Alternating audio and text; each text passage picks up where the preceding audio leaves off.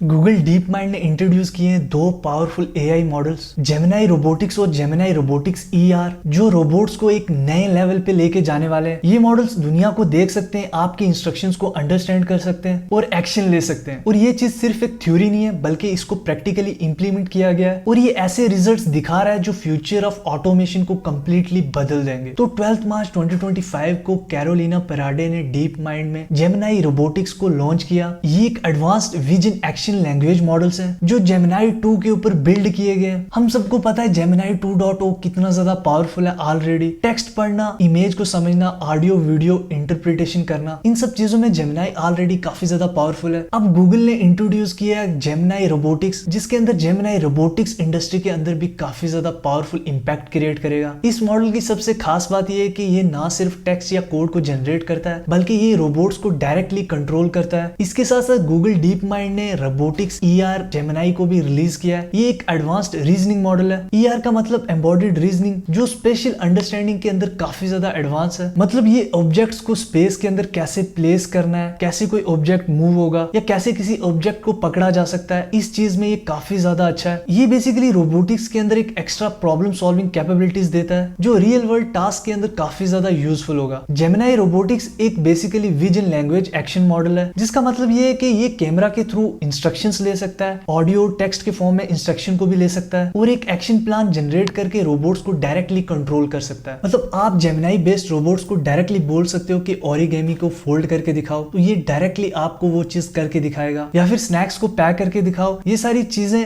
बिना ट्रेनिंग के भी कर सकता है जेमिनाई रोबोटिक। पहले के इंडस्ट्रियल रोबोट्स को चीजों को सिखाने के लिए दोबारा से प्रोग्रामिंग करी जाती थी, लेकिन जेमिनाई रोबोट ये सारी चीजें बिना एक्स्ट्रा प्रोग्रामिंग के कर सकता है। गूगल ने एक बेंचमार्क निकाला है जिसके अंदर उन्होंने दिखाया कि कैसे ये नई चीजों को भी बिना ट्रेनिंग के कितने फाइन ट्यून के साथ कर सकता है। और ये चीज इस मॉडल को पुराने मॉडल के साथ इजिली कम्पीट करना और उनसे बेटर परफॉर्म करने में काफी ज्यादा हेल्प करता है। और ये चीज जेमिनाई रोबोट को इनेबल करती है पुराने मॉडल से डबल से ज्यादा बेटर परफॉर्मेंस देने में। मतलब नए ऑब्जेक्ट्स, नए इंस्ट्रक्शंस और नए एनवायरनमेंट को भी इजिली अडॉप्ट करके उसके अंदर चीजों को परफॉर्म कर सकता है। अगर मान लो हम इसको कोई इंस्ट्रक्शन देते हैं किसी ऑब्जेक्ट को मूव करने में, और मूव करने से पहले ही अगर कोई ह्यूमन उस चीज को चेंज कर देता है, तो ये एनवायरनमेंट को अंडरस्टैंड करेगा, फिर ये अपनी अप्रोच को इमीडिएटली चेंज करता है। ये चीज काफी ज्यादा मैसिव लीप है रोबोटिक्स के अंदर, बिकॉज रियल टाइम के अंदर अंडरस्टैंड करना और अपने डिसीजन को चेंज करना ये काफी इंपॉर्टेंट चीज है रोबोटिक्स के अंदर। और जेमिनाई रोबोट इसके अंदर काफी अच्छा परफॉर्म कर रहे हैं। ये मॉडल जबरदस्त परफॉर्मेंस देता है when it comes to casual commands. For example, अगर आप इसको बोलते हो टेबल से बॉक्स को हटाओ और शेल्फ पे रख दो,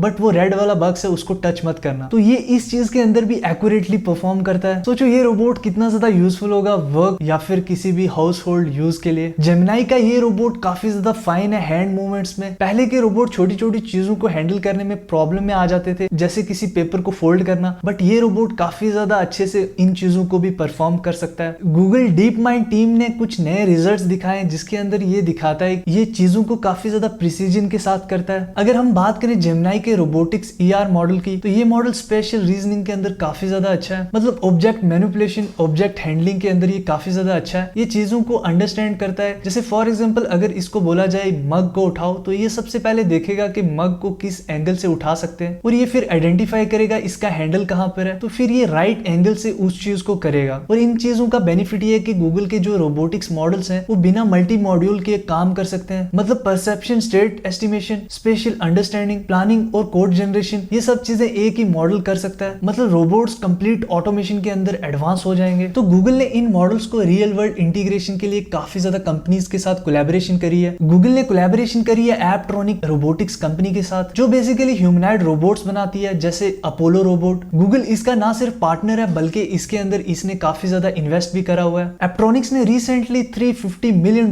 की फंडिंग रेज करी थी, जिसके अंदर गूगल ने भी इन्वेस्ट किया था। इसके साथ साथ गूगल ने एजिलिटी रोबोटिक्स, बोस्टन डायनामिक्स और इनचांटेड टूल्स जैसे बड़े रोबोटिक्स कंपनी के साथ भी कोलैबोरेशन करा है। गूगल चाहता है कि वो रियल वर्ल्ड टेस्टिंग कर पाए अपने मॉडल्स की, और उनके models directly industry level robots के अंदर इंटीग्रेट हो पाए। इसके साथ साथ गूगल ने नया डेटा सेट रिलीज किया है, जिसका नाम उन्होंने एसीमोव डेटा सेट रखा है, जिसको बेसिकली यूज किया जाएगा रोबोटिक्स की सेफ्टी मेजरमेंट्स के लिए। इसके साथ साथ गूगल ने एक सेफ्टी काउंसिल बनाई है, जो बेसिकली एआई इथिकल इंप्लीकेशंस के ऊपर काम करेगी। अगर रोबोट्स को ऑटोनॉमी मिलती है, तो रोबोट्स की इथिकल साइड को इग्नोर करना काफी ज्यादा रिस्की हो सकता है। ओवरऑल ये मॉडल काफी ज्यादा पावरफुल है रोबोट्स के लिए। रोबोटिक्स इंडस्ट्री के अंदर इसका काफी ज्यादा यूज होगा और गूगल इसके अंदर लीड करना चाहता है। इसके साथ इसके अंदर काफी ज्यादा मल्टीपल फीचर्स और काफी ज्यादा एडवांस चीजों को रिलीज किया गया। गूगल अब ना सिर्फ जनरेटिव LLMs AI मॉडल्स के ऊपर काम कर रहा है, बल्कि इसके साथ साथ ये रोबोटिक्स के अंदर भी काफी ज्यादा एस्टेब्लिश कर रहा है अपने आप को। आपका क्या मानना है गूगल को एज अ रोबोटिक्स कंपनी, या आपका क्या सोचना है AI ह्यूमनॉइड रोबोट्स के बारे में?